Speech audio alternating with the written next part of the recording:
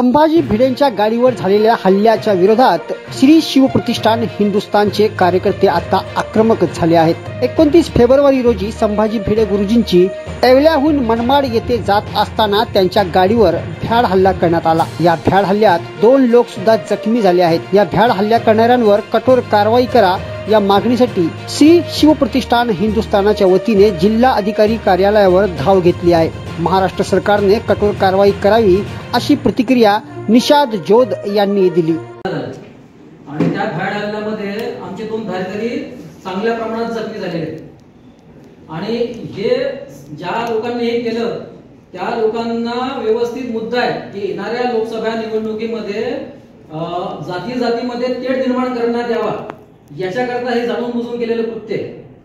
अशा समाजकंटकांना योग्य प्रकारे शिक्षा देऊन त्यांच्यावर गुन्हे नोंदवण्यात यावे याच्याकरता हे आजचं निवेदन आहे।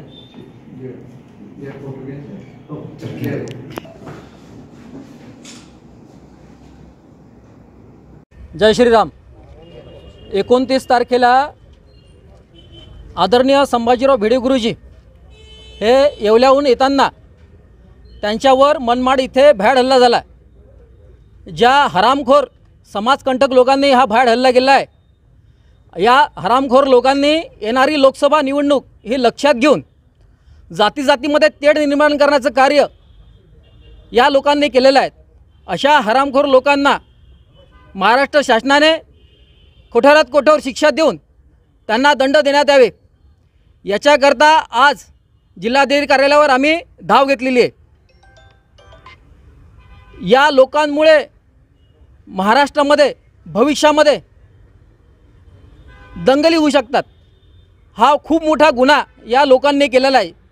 याच्यावर त्वरित आणि कडक कारवाई करण्याकरता आज आम्ही इथं आलो।